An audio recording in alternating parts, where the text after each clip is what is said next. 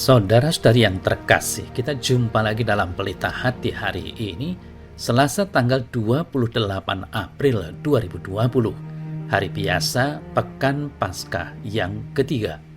Bersama saya Romo Thomas Suratno SC dari Paroki Cilandak, Jakarta Selatan, mendengar dan merenungkan sabda Tuhan, yakni firman Tuhan yang tersurat di dalam Injil Yohanes bab atau pasal 6 ayat 30 sampai dengan ayat 35.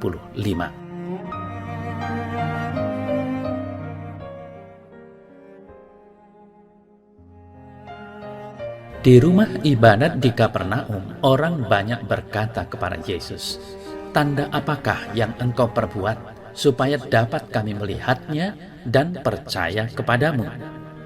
Pekerjaan apakah yang engkau lakukan? Nenek moyang kami telah makan mana di padang gurun, seperti ada tertulis, mereka diberinya makan roti dari sorga." Maka kata Yesus kepada mereka, "Aku berkata kepadamu, sesungguhnya bukan Musa yang memberikan kamu roti dari sorga, melainkan Bapa-Ku yang memberikan kamu roti yang benar dari sorga. Karena roti yang dari Allah ialah roti yang turun dari sorga dan yang memberi hidup kepada dunia." Maka kata mereka kepadanya, "Tuhan, berikanlah kami roti itu senantiasa." Kata Yesus kepada mereka, "Akulah roti hidup. Barang siapa datang kepadaku, ia tidak akan lapar lagi. Dan barang siapa percaya kepadaku, ia tidak akan haus lagi."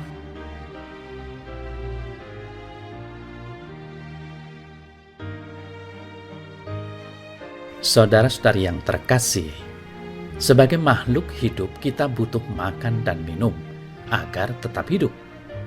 Ketika lapar dan haus datang, kita mencari makan dan minum. Ini suatu gerakan alami yang setiap hari terjadi dalam hidup kita. Dan kalau kita lihat dan dengar, faktanya bahwa masih banyak orang yang tidak makan cukup sehari-hari, masih banyak orang yang mengais sampah untuk sesuap nasi. Yang jelas masih banyak orang menderita karena belum bisa makan secukupnya. Walaupun mungkin saja sudah banyak saudara kita yang berlimpah makanan lezat dan sehat. Nah, saudara-saudari yang terkasih, setelah makan dan minum kita merasa kenyang dan selesailah sudah panggilan alami ini.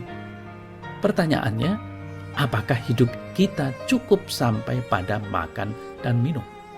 Menurut Abraham Maslow, makan minum adalah pemenuhan kebutuhan dasar, tapi tahap awal. Kita perlu memenuhi kebutuhan emosional, kasih sayang, rasa aman, rasa dicintai. Kita juga butuh mengungkapkan diri dan menjadi seperti yang kita ingini. Ini yang tertinggi menurut Maslow, yakni aktualisasi diri. Saudara-saudari yang terkasih, apakah hanya sampai di sini? Santo Agustinus berkata, "Jiwaku haus akan Allah dan tidak akan tenang sebelum beristirahat dalam Allah." Dengan ungkapan ini, Santo Agustinus sebagaimana juga penulis Mazmur menyadari ada satu kebutuhan yang tak terpisahkan dalam hidup manusia, ialah kebutuhan jiwa kita akan Tuhan. Sebagaimana tubuh kita merasa lapar dan haus akan makan dan minum, demikian juga jiwa kita akan terus merasa lapar dan haus akan Tuhan. Saudara-saudari yang terkasih, bila lapar dan dahaga kita akan Tuhan terpuaskan, maka kita akan seimbang dalam pertumbuhan jasmani dan rohani. Puji Tuhan, Yesus mau menjadi santapan jiwa kita. Kata Yesus, "Akulah roti yang turun dari sorga. Barang siapa makan roti ini, ia tidak akan lapar lagi. Dan barang siapa percaya kepadaku, ia tidak akan haus lagi." Saudara-saudari yang terkasih, marilah kita terus merindukan Tuhan, makan dan minum sehidangan dengan Tuhan dalam Ekaristi, dan selalu merindukan kehadirannya dan berjalan bersama Yesus. Kehadiran dan berkat-Nya selalu menyertai kita.